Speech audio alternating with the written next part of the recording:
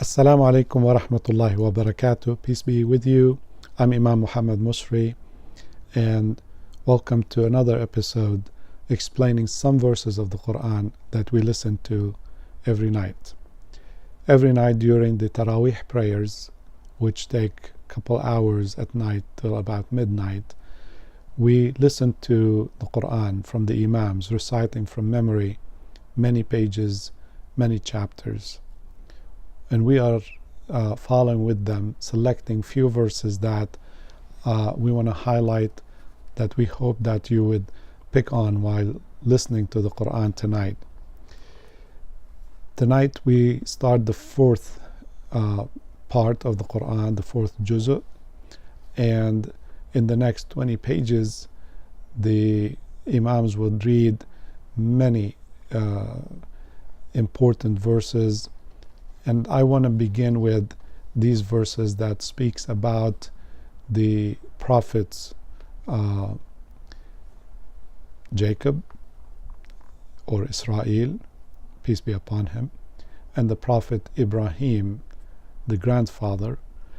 And Ibrahim was a great prophet.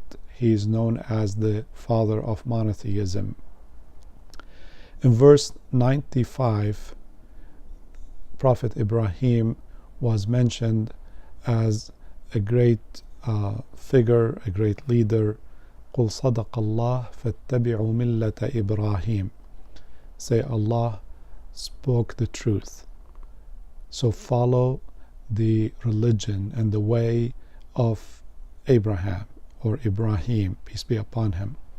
It is the same message of Islam, of monotheism, worshipping one God, a message of love and peace. And the Prophet Muhammad was commanded to follow that same message, that he was instructed in the Quran to follow Millat Ibrahim Hanifa wa ma kana min al-mushrikeen, the way of Ibrahim. He was a pure monotheist and was not a polytheist. Then the next verse, verse 96 of this third chapter, really talks about the Hajj and the pilgrimage, and declares that the first house that was built as a mosque or a temple or a place of worship on earth was the one in Mecca. It is the Kaaba. إن أول بيت وضع للناس للذي ببكة مباركا وهدى للعالمين. The first house that was established for humanity to worship God, to worship Allah, is the one in Becca. It is blessed and it's a place of guidance for all the worlds. Now, the word Becca is similar to the word Mecca. It's another name for the same city in the Arabian Peninsula. And interestingly enough, we find that same word Becca in the Old Testament of the Bible, where the pilgrimage was there, where Abraham took his firstborn son Ishmael, and left him there with his mother Hagar. The Prophet Ibrahim and his son Ishmael, they rebuilt the house in Mecca, the ancient house, the first mosque or temple in Becca or Mecca, and it has been there since.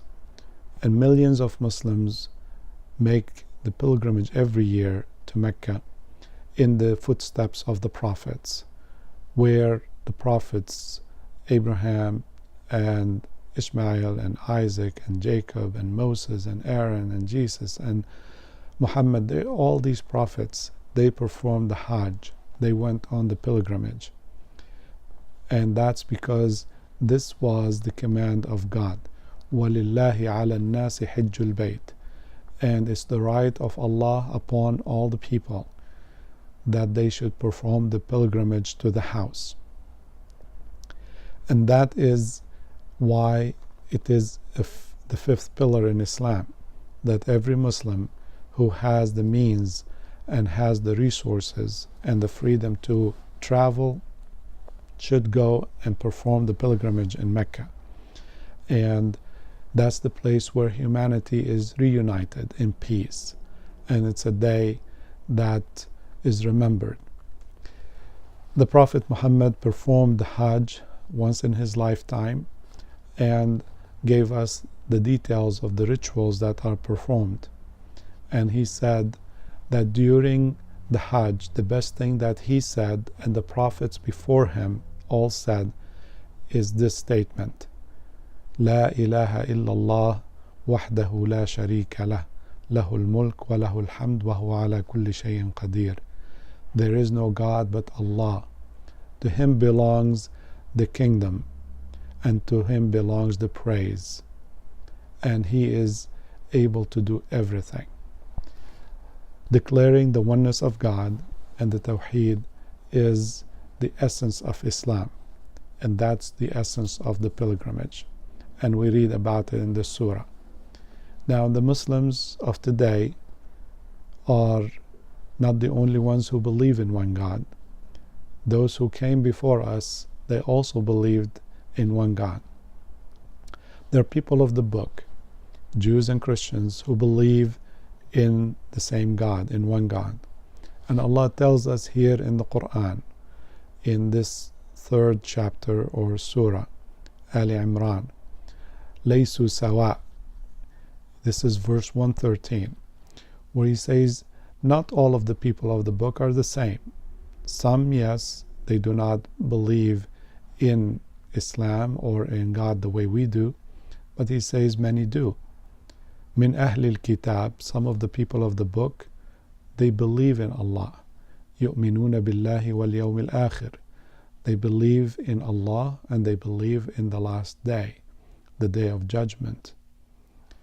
These are what the Prophet, peace be upon him, has referred to them before Islam, that they were called Arisiyin.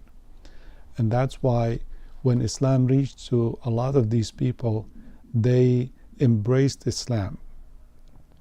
The Middle East was full of these believers who were followers of Jesus, the son of Mary, who believed in him as a great prophet, not as God or Son of God.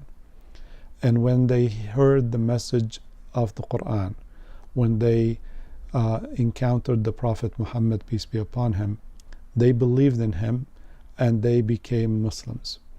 That's how the vast majority of the people across the Middle East became Muslim.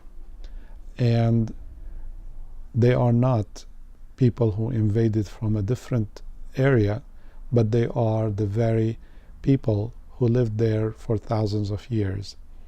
They embraced Islam as the last message from God, as the final edition with the final prophet, Muhammad, peace be upon him.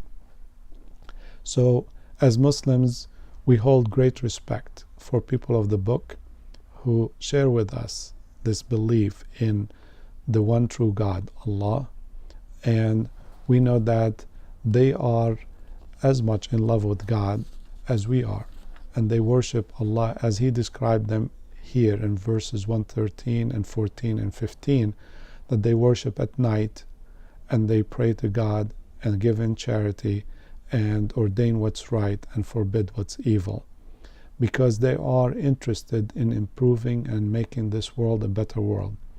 And we are delighted to partner with them to make the world a better place. Allah is the creator of all, and He is the Lord of all. He is the same God of Abraham, the same God of Moses and Jesus and Muhammad. We worship but one God. So this surah teaches us, without anybody from the people of the book, Jews or Christians, requesting this, but it is our own obligation to reach out and to engage with them in interfaith relations and to build bridges and to work on the common good, on the things that we share. Let's see what's in common between us and work to make this a better world. Till next time, I wish you peace. Assalamu alaikum wa rahmatullahi wa barakatuh.